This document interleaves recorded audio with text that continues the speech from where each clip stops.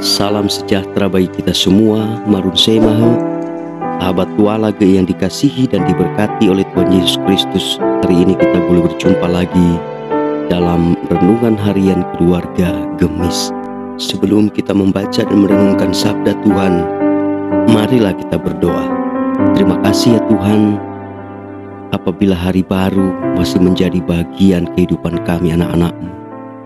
Terima kasih untuk pemeliharaan dan penjagaan Tuhan dalam hidup kami semalam yang telah berlalu. Mengawali hari ini kami akan membaca dan merenungkan sabda-Mu. Bimbing kami, arahkan kami, beri kami pemahaman yang benar, agar kebenaran firman yang kami baca renungkan itu sungguh-sungguh akan menjadi pandu, menjadi penuntun langkah kehidupan kami. Berfirmanlah Engkau, sebab kami anak-anak-Mu telah sedia mendengarkannya. Di dalam nama Tuhan Yesus kami berdoa. Amin. Bapak Ibu Saudara terkasih, adapun bacaan Alkitab kita di hari ini diambil dari kitab Injil Markus pasalnya yang ke-8 ayat 31 sampai 33. Demikian bunyi firman Tuhan. Kemudian mulailah Yesus mengajarkan kepada mereka bahwa anak manusia harus menanggung banyak penderitaan dan ditolak oleh tua-tua, imam-imam kepala dan ahli-ahli Taurat, lalu dibunuh dan bangkit sesudah 3 hari.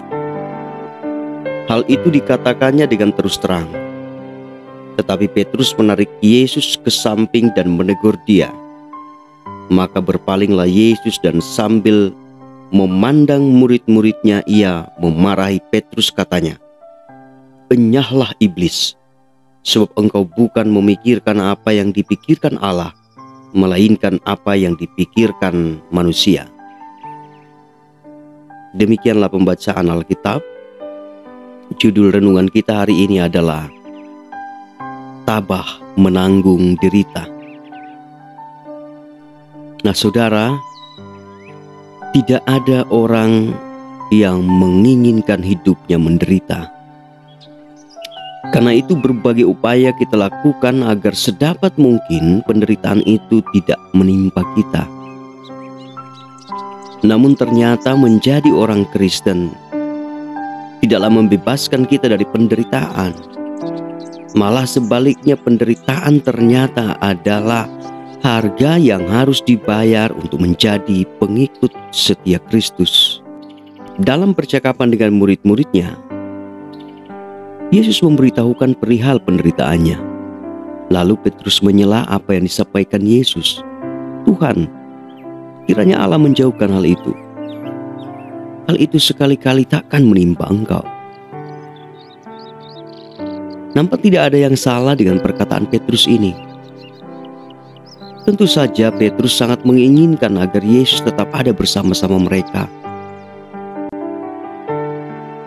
Ia seakan mewakili perasaan murid-murid lain yang tidak ingin kehilangan figur Yesus, yang selama ini telah menjadi guru yang sangat mereka kagumi. Tetapi Yesus mengecam perkataan Petrus ini sebagai hikmat manusia yang berasal dari si jahat. Nah saudara, bukankah pemikiran Petrus mewakili pemikiran kita manusia pada umumnya yang tidak menghendaki adanya penderitaan? Kita selalu menginginkan keadaan yang baik, yang aman-aman saja. Sebab memang penderitaan hanya akan mendatangkan ketidaknyamanan bagi siapapun. Ketika penderitaan itu datang, kita mau cepat-cepat keluar darinya. Hingga cara apapun kita lakukan, tidak peduli apakah cara yang kita tempuh itu dikenan oleh Tuhan. Misalnya saat kita mengalami penderitaan sakit yang tidak kunjung sembuh, kita upayakan pengobatan ke dokter sambil kita terus berdoa. Namun jika belum juga sembuh, kita larinya ke dukun. Oleh karena itu, apabila hari-hari ini kita sedang mengalami pergumulan, tetaplah tabah berserah kepada Tuhan. Jangan berhenti berharap Tuhan akan menolong.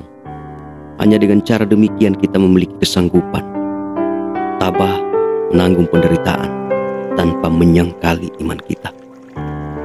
Teruslah doa berharap kepadanya.